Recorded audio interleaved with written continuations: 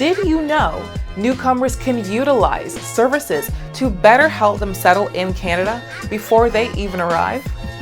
Hello and welcome to My Consultant, your place for the latest in Canadian immigration news. In this week's episode, we're covering the 12th ExpressEntry Draw. Next, changes to the pre-removal risk assessment for Ugandans, followed by an IRCC survey for certain work permit holders. Stay with us as I briefly communicate the funding extension for settlement services, and Tina will explain the extension of the Agri-Food Pilot. This week's episode of My Consultant is brought to you by Scotiabank.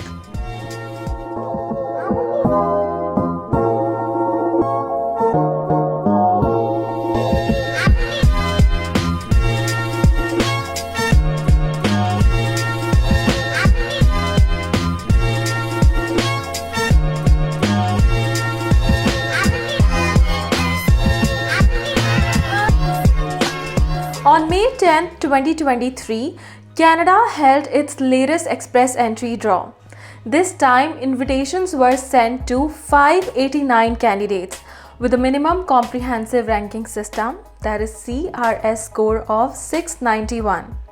This was a provincial nominee program, that is PNP specific draw, which means that in order to be selected for this draw, candidates need to have a PNP nomination. A PNP nomination adds an additional 600 points to the applicant's CRS score. The recent score cutoff was 691 points, which means that in order to be eligible, candidates needed to have at least 91 points to receive a PNP nomination. This year until now, IRCC has conducted 4 PNP draws, 7 all-program draws, and 1 draw targeted at federal skilled worker candidates. Ugandans who received a negative final decision from the Immigration and Refugee Board of Canada or the federal court, or received a final pre-removal risk assessment decision from Immigration, Refugees, and Citizenship Canada between May 13th, 2022 and May 12th, 2023 can now apply for PRRA.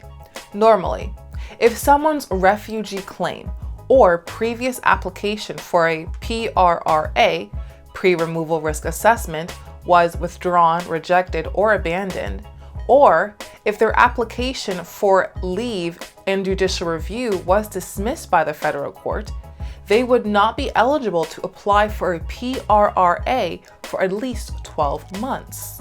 However, due to the worsening conditions in Uganda that pose a real risk to individuals if they return, Canada believes an additional assessment is warranted.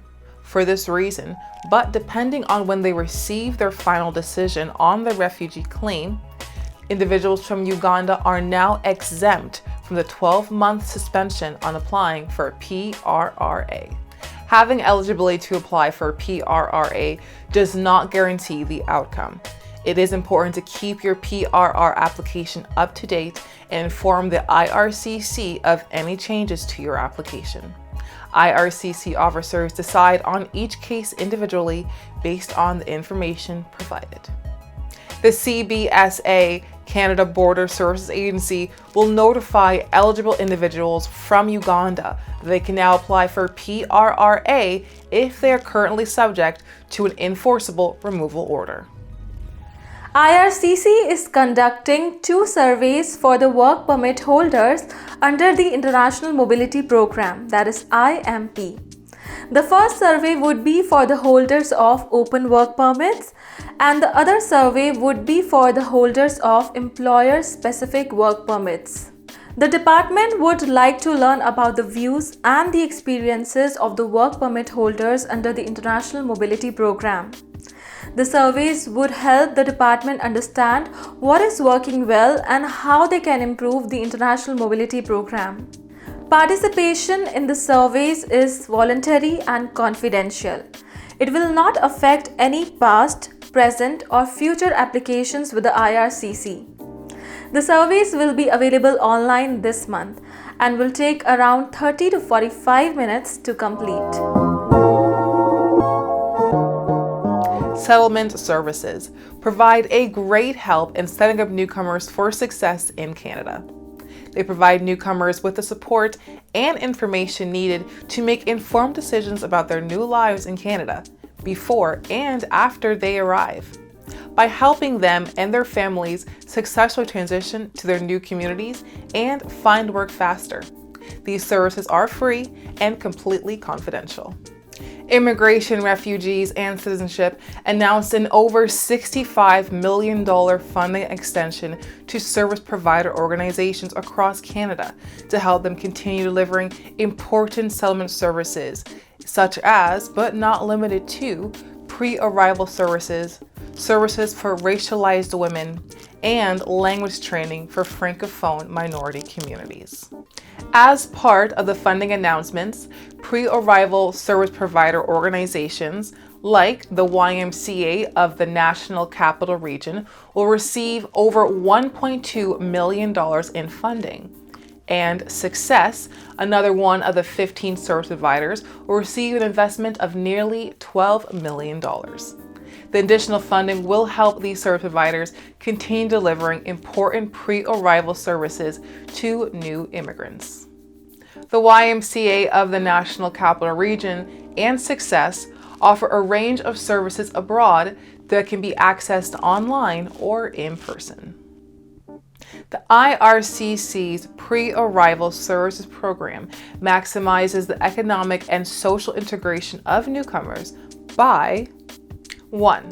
Directly connecting clients with the information and services they need through a streamlined, easy-to-navigate process. 2. Encouraging newcomers to apply for recognition of their foreign credentials before they arrive, if needed. And 3. Linking clients to federal and provincial settlement services in Canada. Canada shares that investments in pre-arrival services are investments in the newcomers and families joining Canada's diverse communities. Canada understands the importance of Canadian farmers and food processors as they strengthen the food supply system. To support agri-food market needs, IRCC has recently announced that it is extending the Agri-Food Immigration Pilot. The program was supposed to end in May this year, but is now being extended until May 14, 2025.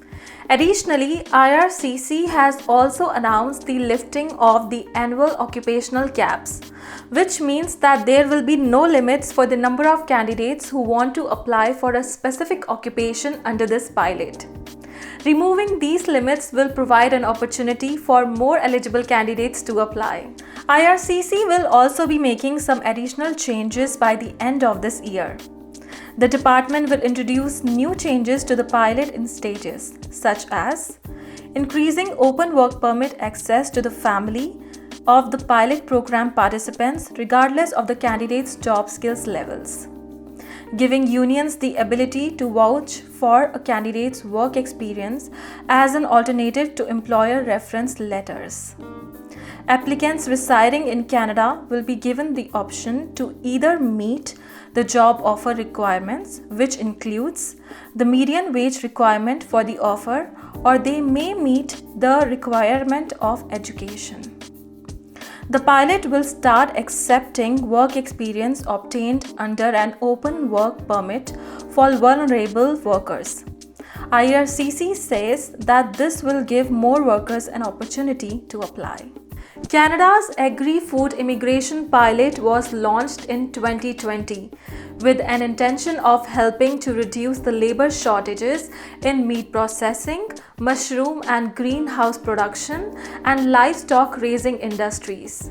Occupations and industries eligible for the program are meat product manufacturing, retail butchers, industrial butchers, farm supervisors and specialized livestock workers, food processing laborers, greenhouse and nursery production, including mushroom production, farm supervisors and specialized livestock workers, general farm workers, harvesting laborers, animal production excluding aquaculture, farm supervisors and specialized livestock workers, general farm workers. Immigration Minister Sean Fraser says that extending the pilot will help agri-food market find the employees they need so that the economy, food security and living standards of the Canadians can continue to improve and grow. That's all for today. Thank you so much for joining us this week. If you are looking for more information and updates about Canadian immigration, then please subscribe to our My Consultant YouTube channel. You can also visit our website MyConsultant.ca, where you can find an authorized immigration and citizenship consultant. I am Tina Batra. And I'm Tashina Thompson. And we'll see you next week.